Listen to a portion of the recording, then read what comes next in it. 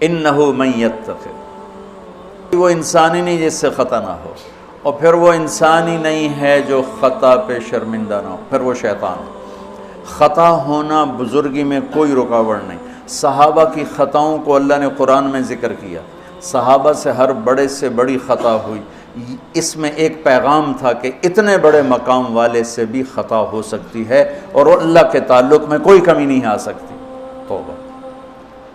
ماعز اسلمی کو پتھر پڑ رہے تھے جب وہ حد لگ رہی تھی، تو دو آدمی آپس میں باتیں کر رہے تھے، دیکھو اچھا بھلا اس پر پردہ ڈال دیا تھا اللہ کے نبی نے، یہ خود ہی اپنے آپ کو ذلیل کر کے آ گیا۔ تو جب وہ ان کا انتقال ہو گیا اور وہاں سے واپس ہوئے تو راستے میں ایک گدھا مرا پڑا تھا، تو آپ نے کہا ان دو آدمیوں کو بلاؤ، وہ دونوں آ گئے۔ آپ نے فرمایا اس کا بیٹھ کے گوشت کھاؤ۔ یا رسول اللہ، یہ آپ کیا فرما رہے ہیں؟ ناپاک، حرام، مردار۔ کہ ابھی جو تم نے ماعز کا گوشت کھایا اس سے زیادہ ناپاک تم نے کھایا۔ کہ تم اس کی غیبت کر رہے، اور میں محمد مصطفیٰ اللہ کی قسم کھا کے کہتا ہوں میں اسے دیکھ رہا ہوں جنت کی نہروں میں نہاتا پھر رہا ہوں۔ گناہ ہونا انسانی اللہ اور بندے کے تعلق میں رکاوٹ تب بنتا ہے جب اصرار ہو، کرتا ہی جائے کرتا ہی جائے۔ اس لیے کبھی کسی کے گناہ پر اس کو حقیر نہ سمجھو، ہاتھ جوڑتا ہوں، کسی کو حقیر، کسی سے نفرت نہ، اپنی نیکی کے تکبر سے بچو۔ اللہ کی قسم، نیکی کا تکبر پیسے کے تکبر سے بھی زیادہ خوفناک ہے۔ ہم ایسے، ہم ایسے، تم ایسے، تم ایسے۔ اور امرأہ غامدیہ رضی اللہ تعالیٰ عنہا سے برائی ہو گئی، حاملہ ہو گئیں، اور ان پر قربان جائیں سبحان اللہ کے نبی کے پاس آئیں، میں ماعز کی طرح نہیں ہوں کہ آپ کہیں جا تو نے کوئی نہیں کیا، میں حاملہ ہوں زنا سے، مجھے پاک کریں۔ تو آپ نے فرمایا، آپ نے اس کو ٹالنے کے لیے کہ جا پہلے بچہ پیدا کر پھر اس کے بعد دیکھا جائے گا، کہ 9 مہینے گزریں گے آپ ہی بھول جائے گی۔ وہ 9 مہینے بعد پھر آ گئی کہ مجھ سے گناہ ہوا ہے، یہ میرا بچہ پیدا ہو گیا ہے، اب مجھے پاک کریں۔ آپ حیران ہو گئے اس کے اس اندر کے بے قراری پر۔ آپ نے پھر دوسرا ہیلہ اختیار فرمایا، آپ نے فرمایا بچے کو دودھ پلا 2 سال، جب یہ روٹی کھانے کے قابل ہو جائے پھر آنا، پھر حد لگائیں گے۔ 2 سال اس نے دودھ پلایا، اور ایک دن چشم فلک نے دیکھا کہ ایک عورت بچے کو انگلی سے پکڑ کے لا رہی ہے، اور اس بچے کے دوسرے ہاتھ میں روٹی ہے اور وہ کھا رہا ہے، اور آ کر کہتی ہے یا رسول اللہ یہ روٹی کھا رہا، طہرنی، مجھے پاک کیجیے۔ میرے نبی کے بھی آنسو نکل آئے۔ تو آپ نے فرمایا اس بچے کو کون اپنا بیٹا بناتا ہے، میں ضمانت دیتا ہوں جنت میں وہ میرا ساتھی ہوگا۔ تو ایک انصاری صحابی نے اٹھ کر کہا یا رسول اللہ میں اس کو اپنا بیٹا بناتا ہوں۔ اتنی بڑی بڑی ہستیوں سے گناہ ہو جاتے ہیں، لیکن ہم کہتے ہیں یا موسیٰ یا فرعون۔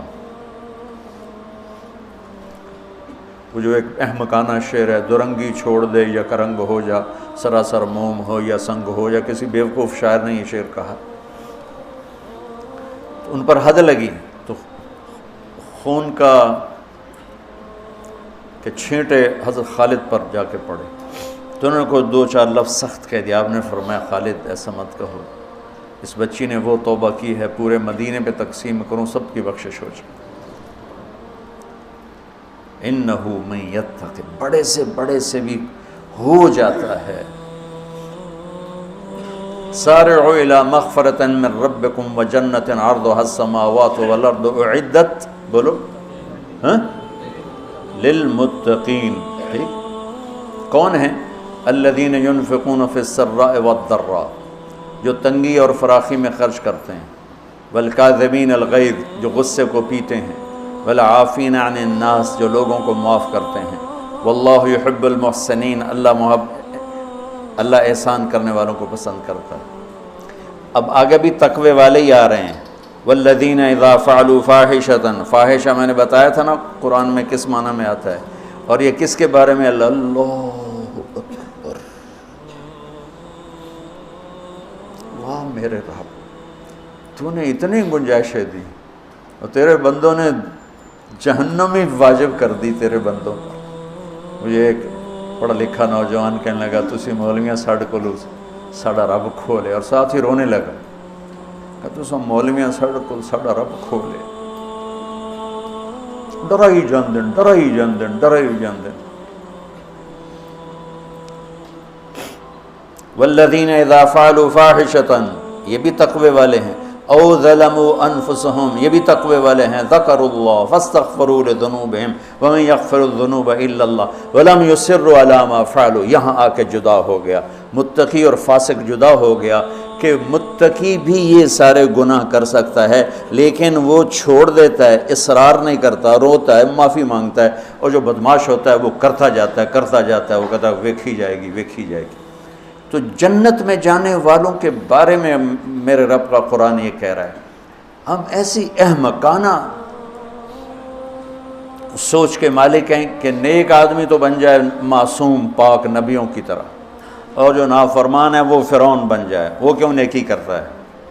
میرا کالج کا ساتھی تھا احمد مصطفیٰ، 96 میں فوت ہو گیا۔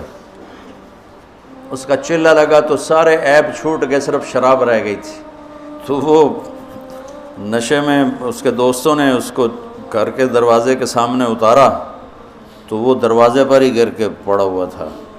تو پولیس کی گزری وین تو انہوں نے اٹھا کے ڈالا اور چوکی لے گئے۔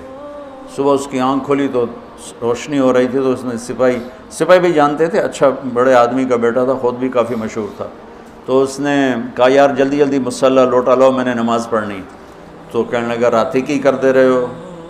تو کہنے لگا اسے واسطے تو نماز پڑھن لگا کہ منہ کالا کیتا ہے دھو بھی لواں۔ اور ہمارا کیا تصور ہے، تیری روٹی حرام، تجھے نمازوں کا کیا فائدہ، تو داڑھی منڈاتا ہے، تیرا کیا دین ہے، تیری شکل ہی کافروں جیسی ہے، تیرا کیا دین ہے۔ ہمارے دیندار طبقے نے بے دینی کو پروموٹ کیا نفرت کر کے۔ دین تو سراپا محبت،